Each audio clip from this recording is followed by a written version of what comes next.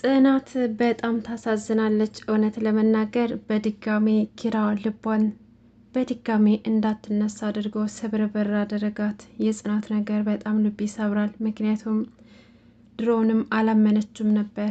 ይሄ ነገር ይመጣል ብላ ፈርታ ነበር። ነገር ግን የፈራችው ነገር አልቀረም።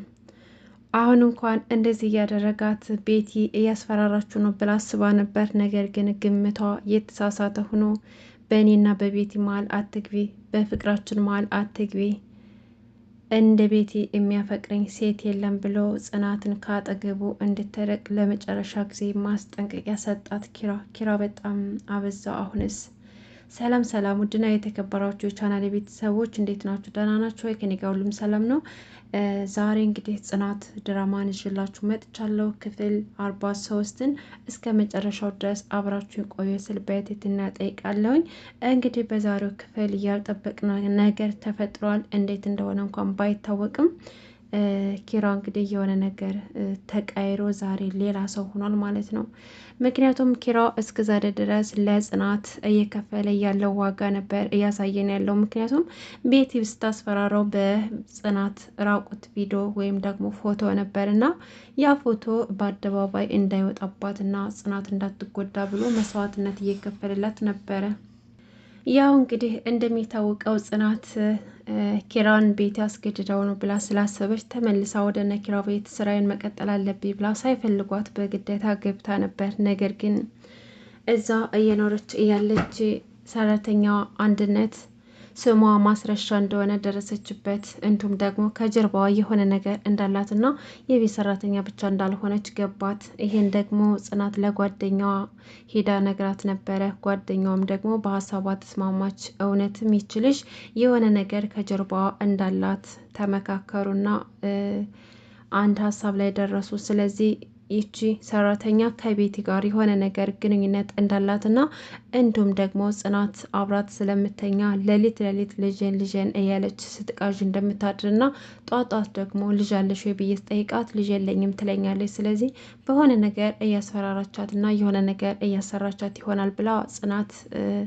አስባለች ማለት ነው። እና ይሄን ነገር ለማጣራት ሞክረው ነበረ። እንግዲህ ጽናትና ጓደኛው ሂደው የቤትን ልብስ ሲበረብሩም ያው ምን የሚያገኙት ነገር የለም።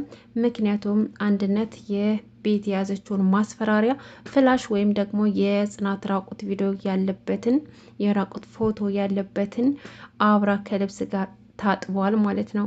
ፍላሹ በነገራችን ላይ በመታጠቡ በጣም የሁላችንም ደስታ ነው። ምክንያቱም ይሄ የጽናትን ሕይወት የሚያበላሽ ነው። እርግጠኛ ነኝ ኪራ አላገባሽም ወይ አልፈልግሽም ቢላት 100% ጽናትን ከማዋረድ ወደ ኋላ አትልም ቤቲ ማለት ነው። ምክንያቱም ቤቲ አሁን ላይ በኪራ ፍቅር እብድ ብላ ራሷንም ስታ የምታደርገውን ነገር ሁሉ እያወቀች አይደለም። ስለዚህ ምንም ብታደርግ ከሷ የሚጠበቅ ነገር ነው። ኦልሬዲ አብዳለች ማለት ይቻላል ማለት ነው። ምክንያቱም ሴት ልጅ በዚህ ልክ አልፈልግሽም እየተባለች እንግዲህ የሰው ነፍስ እስከ ማጥፋት ማለት ህፃን ልጅ ማጥፋት ማለት የቀላል ነገር አይደለም። ያ ማለት እንግዲህ ቤቲ በራሷ ዓለም የራሷን ዓለም ፈጥራ እየኖረች ትገኛለች ማለት ነው። አንድና አንድ ኪራን የሷ ካላደረገች የፈለገችው ሰው ለምን አይጠፋም እስከ መጨረሻው ድረስ መጓዝ እንዳለባት አምናለች ማለት ነው። እና ይሄ ነገሯ ደግሞ ጽናትን በጣም እያሳዘነቻት ትገኛለች። እቺ ልጅ ቆይ ምን ብናደርጋት ነው የሚሻለው? በዚህ ልክ እንዴት ነው ዋጋ የምትከፍለው? አሁንማ በቃ በጣም እያሳዘነችኝ እኮ ነው። እንደዚህ ራሷን አርክሳ አልፈልግሽም እየተባለ ሰው እንዴት በዚህ ልክ መስዋዕትነት ይከፍላል? እስኪያት በጣም እኮ ከስታለች፣ ጠቁራለች። ከራሷ እኮ አይደለች፣ የምታደርገውን ነገር እንኳን አታውቅም። ስለዚህ ልጅቱ ጤነኛ አትመስለኝም ትላታለች ለጓደኛዋ ማለት ነው። ጓደኛውም ደግሞ እንግዲህ የጽናት ሕይወት እንዲስተካከልና እውነቱ ተጋልጦ ከኪራ ጋር አብረው እንዲኖሩ ብዙ እያገዘቻት ትገኛለች። እንዲሁም ደግሞ ሀኒ መታ ነበር ላይ ኪራን ስታናገረው ሰላም እያለችው ድንገት ቤቲ ትመጣና እች ደግሞ ማናት ትላታለች። አንቺ ራስሽ ማነሽ ምናምን ብላ ስጠይቃት እኔማ የኪራ እጮኛ ነኝ ትላታለች። እንግዲህ ቤቲ አዋጅ እያሳወቀች ትገኛለች ማለት ነው። ሀኒ ደግሞ ይህን ስሰማ በጣም ግራ ተጋብቷት ከባሏ ጋር ከነ ጽናት ቤት ሄዳ ነበረና ያው አንዳንድ ጨዋታዎችም እየተጫወቱም እያወሩም እንዲሁም ደግሞ መራዊትም ደግሞ ከሀኒ ጋር ታወቀች። በጣም ደስ የሚል ጊዜ እያሳለፉ ነበር። እንዲሁም ደግሞ ኪራንና ጽናትን ለማቀራረብም እየሞከሩ ነበረ። ኪራ እንደሆነ ከራሱ አይደለም፣ በጣም በሀሳብ ሄደዋል፣ ተጨንቀዋል፣ ተክዘዋል። ይህን ስታይ ደግሞ ጽናት ምንም መቋቋም አልቻለችም። ኪራዬ ይሄ ሁሉ ነገር እየሆንክ ያለው በእኔ ምክንያት ነው አይደለ? እንደዚህ የተከዝገው ሰው ሁሉ እየሳቀ አንተ ሳቅ ከፊት የተነጠከው እኮ በእኔ ምክንያት ሊሆን ይችላል። ቆይ ምን ቢገጥምህ ነው? ምንድን ነው የሆንከው? ለምንድን ነው ማትነግረኝ? እኔ ቆይ ምን ላድርግ እያለች ጽናትም አይኗን ተክላ ያየችው ነበረ። ከዛም በኋላ አረ የሆነ ሰው ቀለሙን ይለቅ እኮ ነው፣ አረ ንቀይ ምናምን ብለው ጽናት ብለው ካለችበት የሀሳብ ጉዞ ያወጧታል ማለት ነው።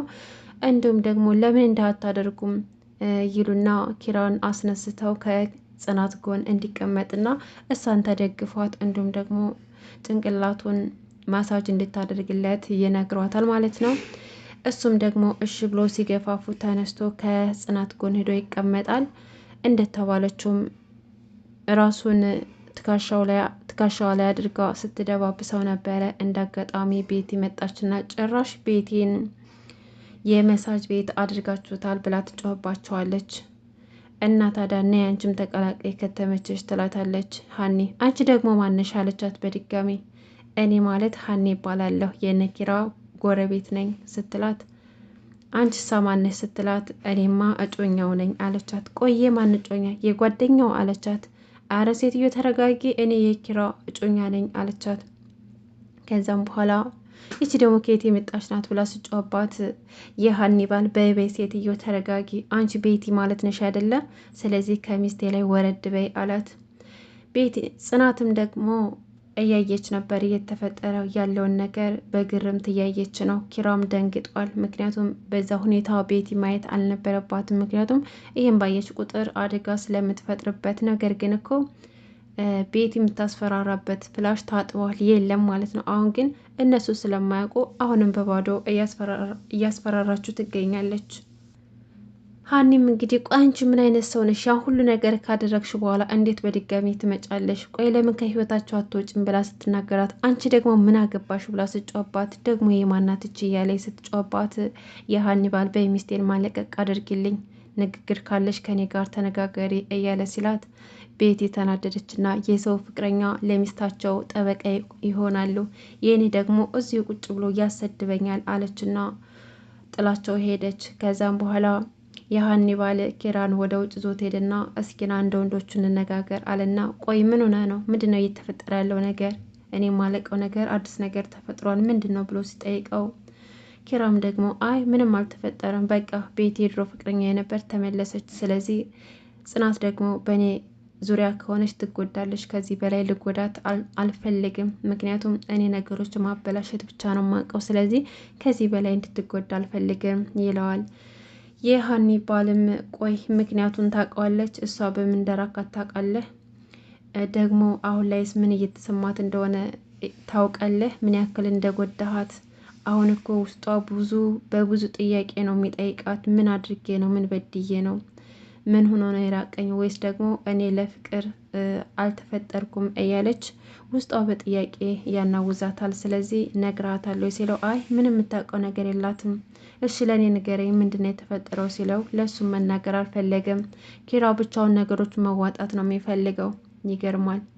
እንግዲህ በስተ መጨረሻም ቤቲ ከኪራ ክፍል ትሆንና ልብሱን እያሸተተች አየህ ኪራዬ፣ ይሄ ሁሉ ዋጋ የምከፍለው ላንተ ነው። ቆይ ለምንድን ነው ፈጣሪ በምወደው ሰው የሚፈትነኝ? ምን አጥፍቼ ነው? ቆይ እኔ ላፍቅርህ የኔ ሁን ነው እንጂ አልኩት ምን አደረግኩኝ? እያለችም ስታወራ ነበረ። ኪራ እንግዲህ አንድነትን የሆነ ነገር ብሏታል። እንዲሁም ደግሞ ጽናትም ምን እያወሩ ነው እያለችም ማወቅ ፈልጋ ነበረ። በስተ መጨረሻም አንድነት እያለቀሰች ወደ ክችን ስትመጣ ጽናት ምን ሆነች ነው ብላ ብጠይቃትም ልትነግራት አልፈለገችም። ምክንያቱም ኪራ እንዳትናገሪ ስላላት። ኪራ መጣና ምን ሆናችሁ ነው ሲላት፣ ቆይ አንድነት ምና ነው የምታለቅሰው? ምን ብላት ነው ስትለው፣ አይ ስትሰርቅ እኮ አግኝቻት ነው፣ የሆነ ችግር ላይ ነበረችና ስትሰርቅ ይዣት በዛ እየተቆጣዋት ነበረ አላት። ቆይ ምንድን ነው የሰረቀችው አላት። ኪራም ደግሞ ብር አለ። አንድነት ደግሞ ጌጣጌጥ ስትል ሁለታቸው የተለያየ ሀሳብ ሲናገሩ ውሸት እንደሆነ ገባት እና ጽናት ነገሮችን ለማጣራት እየፈለገች ነው፣ ለማወቅ እየፈለገች ነው። ነገር ግን እስካሁን እርግጠኛውን ነገር አላወቀችም። ከዛም በኋላ ኪራ ወደ ቤቲ ጋር ይሄድና ቆይ አንቺ በዚህ ልክ እኔን የምታፈቅሪ ለምንድን ነው? መቼ ነው ግን ተስፋ የምትቆርጩ? ለምንድን ነው ተስፋ የማትቆርጩ በእኔ ላይ ይላታል። ቤትም ደግሞ ምን አይነት ጥያቄ ነው? ስለማፈቅርህ ነዋ። እኔ ለአንተ ስል ብዙ ነገር ማድረግ እችላለሁኝ አለችው። ኪራም ደግሞ እሱንም እኮ እያየሁ ነው፣ ለእኔ ብለሽ ብዙ ዋጋ እየከፈልሽ ነው፣ ሰውን እስከ መግደል አለት እና አሁን ደግሞ ማውራት ይኖርብናል፣ ስለ ወደፊቱ መነጋገር አለብን፣ ወደፊት እናወራበታለን ይላታል። ቤትም ደግሞ ገርሟት ኪራ እኔ እናወራኸው? እኔ እኮ ቤቲ ነኝ አውቀኛል አለችው። አዎ አንቺ ቤቲ፣ ጨካኛው ቤቲ፣ ለእኔ ብለሽ ጽናትን መርዝ የመረሽው ልጇን የገደልሽባት፣ አሁንም ደግሞ እያስፈራራሽ እኔን የግልሽ ለማድረግ የምትፈልጊው ቤቲ ነሽ፣ አውቅሻለሁ። ስለዚህ በአንቺ ልክ ደግሞ የሚያፈቅሪ ሴት የለም፣ ይሄን ደግሞ ወደፊት መነጋገር አለብን ይላታል። ቤትም ደግሞ በደስታ ተሞላች። ኦ አምላኬ አለችና አረ ምንም ነገር አትበለኝ፣ በቃ ይሄ ማለት ራሱ ለእኔ በቂ ነው አለችና አቀፈችው። እሺ በቃ ኪራዬ አሁን ምሳ በልተሃል? ካልበላህ ሄደን ውጭ እንብላ አለችው። እሱም ደግሞ ኪራ ድንገት የተፈጠረው ነገር ባይታወቅም ከአንድነት ጋር ምን እንዳወሩ ባይታወቅም አሁን ከቤቲ ጋር ሆኗል ማለት ነው። ከዚያም በኋላ ጽናት የት ልትሄዱ ነው ስትላቸው ወደ ውጭ ምግብ ልንበላ ልንሄድ ነው አለቻት። ጽናትም ደግሞ እውነትን ነው ኪራ? ቆይ እኔ ምን በድዬ ነው? ምን አድርጌ ነው እንደዚህ የምታደርገው? ቤቲ እኮ በሆነ ነገር እያስፈራራች እንደሆነ ደርሽበታለሁ። ቆይ ለምንድን ነው ማትነግረኝ? ለምን ነግረኝ በአንድ አብረን አንወጣውም? ቆይ ምን አድርጌ ነው? ምንድነው ያጎደልኩብህ? እያለችም ስጠይቀው ነበረ።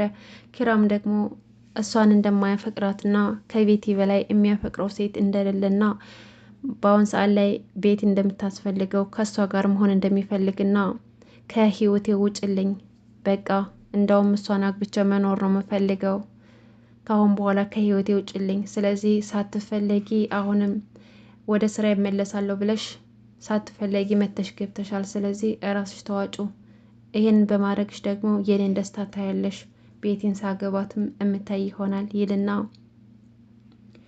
ቤቲን ይዟት ይሄዳል ማለት ነው። ጽናት ወዴት ሊሄድ ነው ብላ ተከታተለቻቸው።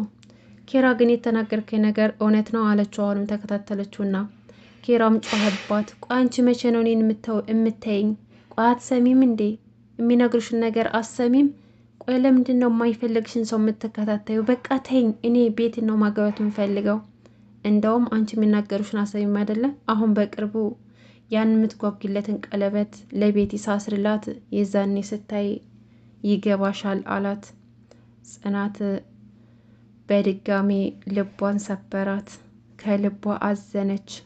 መቆም አቅቷት መሬት ላይ ቁጭ አለች። ምክንያቱም ጉልበቷ ከዳቻት። ቆይ ምን አድርጌ ነው? ኪራ ነው እንደዚህ ያለኝ? እኔ አላምንም። ቆይ ምንድን ተፈጥሮ ነው በድንገት እንደዚህ ባንዴ ቅሪር ያለው ብላ ራሷን መሸከም አቅቷት ጉልበቷ ከዳት፣ ቁጭ አለች። በዛን አጋጣሚ ናሆሚ መጣና ምን ሆነሽ ነው ጽናት ብሎ ስጠይቃት ልቤን ሰበረው አለችው። ናሆሚም ስልኳን ሌባ ሰርቋት መስሎት ነበረ።